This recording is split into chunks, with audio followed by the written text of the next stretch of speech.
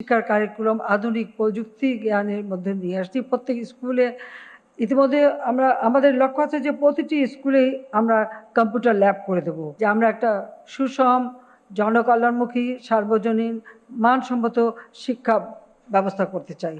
আর শুধু ওই কেতাবি বই পড়ে না, এই ছোট, ছোট শিশুদের ভিতরে যে মেধা, মনন সেগুলোও তো আমাদের বের করে আনতে হবে। তাদের সুযোগ দিতে হবে।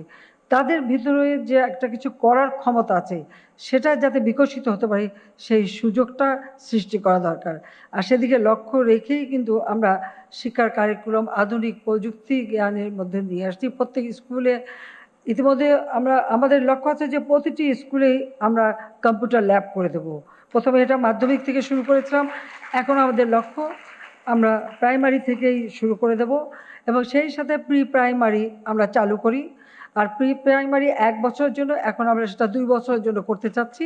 সেটা পড়াশোনা না, বাচ্চারা যাবে, একসাথে বসবে, সবাই বন্ধু-বান্ধবে খেলাধুলা করবে।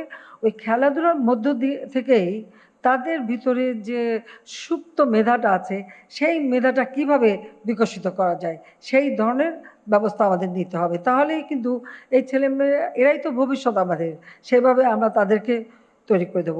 পাশাপাশি যেমন আমরা বই সব বিনা পয়সায় আমরা বিতরণ করছি। সেই 2010 সালে শুরু করেছিলাম, এ পর্যন্ত এই 24 সাল পর্যন্ত 4,64,74,29,883 কপি পাঠ্যপুস্তক আমরা বিতরণ করেছি। কারণ ছোট বাচ্চারা যখন একটা নতুন বই পায়, এই নতুন বইটা হাতে পাওয়া, মলাট লাগানো, নাম লেখা, ছুঁয়ে দেখা, এর ভিতরে আলাদা একটা অনুভূতি হয়, বইয়ের প্রতি একটা আকর্ষণ আসে।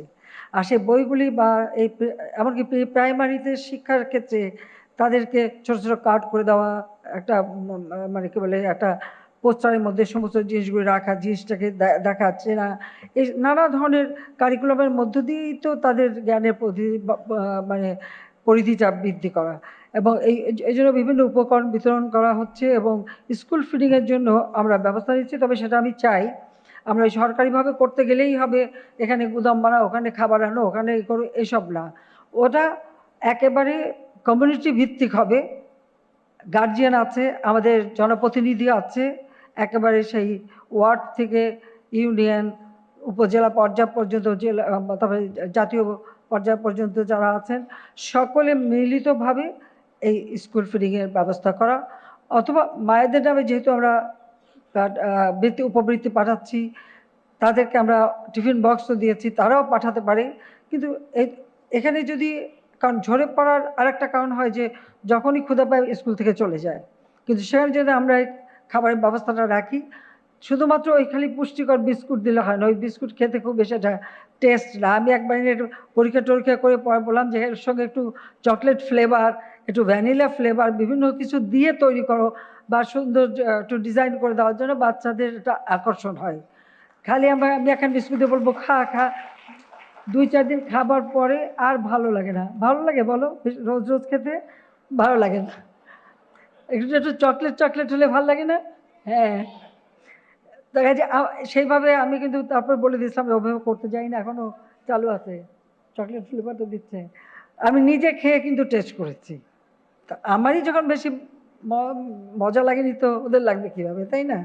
তো যা হোক, আমরা সেই ব্যবস্থাটা নিয়েছি। তাছাড়া পানীয় জলের ব্যবস্থা, সুপেয় পানি যেন স্কুলে পায় বাচ্চারা, সে ব্যবস্থা। আমাদের কিছু আপনার ক্ষুদ্র নৃগোষ্ঠী আছে, তাদের ভাষায় প্রায় প্রাক প্রাথমিক সে যেন তারা নিজেদের ভাষাটা শিখতে পারে সেই ব্যবস্থাটা আমরা করেছি। এমনকি মসজিদ ভিত্তিক শিক্ষার ব্যবস্থা, শুধু মসজিদ না, মসজিদ, মন্দির, টোল এবং গির্জা, সব জায়গায় কিছু ধর্মীয় শিক্ষার সাথে সাথে প্রাথমিক শিক্ষাটা মানে কিছুটা হাতে খড়ি যেন প্রাক প্রাথমিকটা হয়, সে ব্যবস্থাটাও কিন্তু আমরা করে দিয়েছি।